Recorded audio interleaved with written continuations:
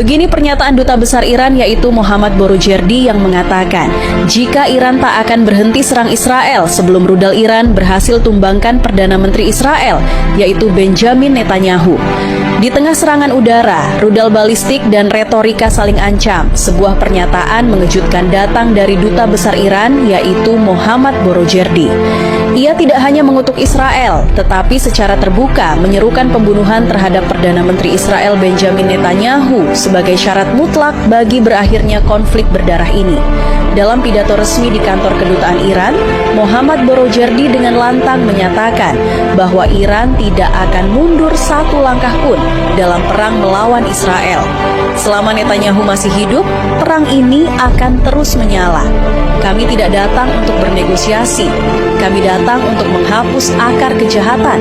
Rudal kami tidak hanya ditujukan pada tanah, tapi pada simbol keangkuhan Zionis, yakni Netanyahu sendiri.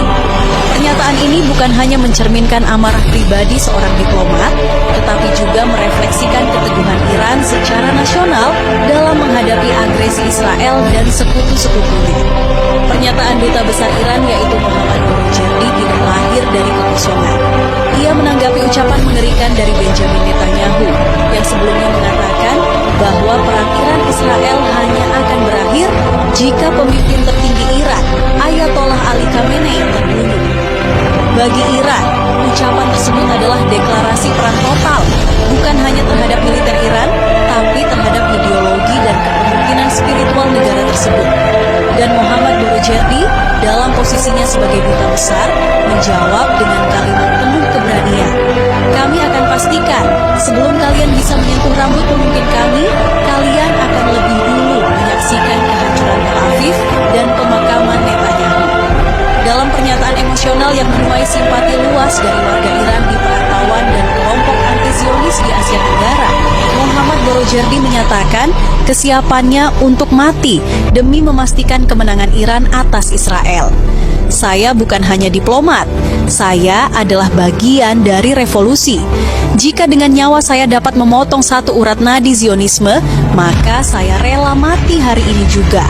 Pernyataan tersebut sontak menjadi viral, dianggap sebagai simbol perlawanan dan keberanian. Mohammad Borojerdi juga menanggapi ancaman terbaru dari mantan Presiden Amerika Serikat Donald Trump yang menyerukan evakuasi massal di Teheran, menyiratkan bahwa kota tersebut akan menjadi target serangan udara besar Israel.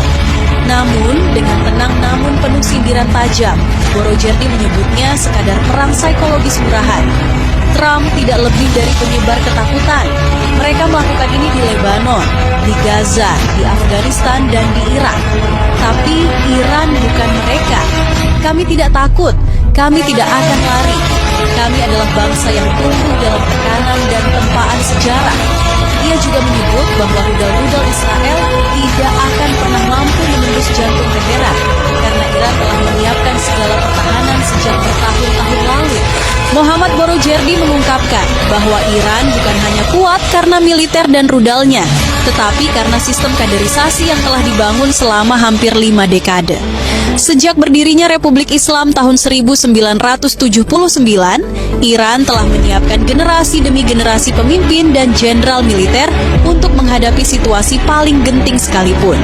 5 jenderal kami gugur. Ya, mereka adalah syuhada. Tapi untuk setiap satu jenderal yang gugur, kami punya 10 yang siap menggantikan.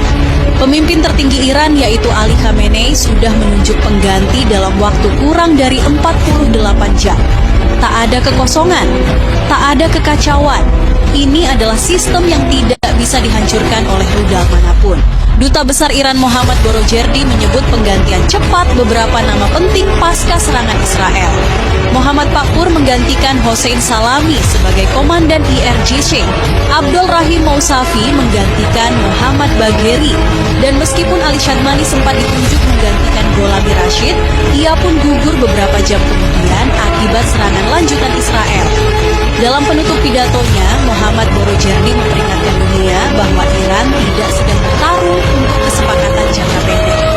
Perang ini, menurutnya, adalah perjuangan panjang untuk menghapus satu entitas yang disebut sebagai sumber kehancuran kawasan. Jangan kira ini hanya urusan Iran dan Israel. ini adalah perjuangan global. Kami membawa suara anak-anak Gaza, jeritan pengungsi Lebanon, dan air mata keluarga di Quds. Kematian Netanyahu adalah permulaan. Setelahnya, kami akan pastikan tak ada lagi penjajahan atas tanah suci kami.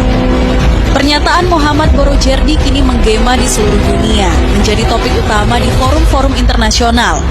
Banyak yang menganggapnya sebagai suara keberanian dari timur, tapi tak sedikit pula yang menilainya sebagai lonceng bahaya dari potensi Perang Dunia Ketiga.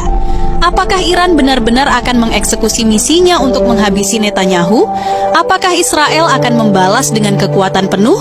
Dan bagaimana sikap Amerika Serikat yang selama ini menjadi pelindung setia Tel Aviv?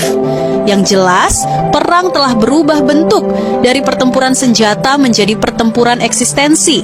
Dan seperti yang diungkapkan Mohammad Borojerdi, Iran tidak akan mundur. Bahkan jika tinggal satu rakyat yang tersisa, kami akan tetap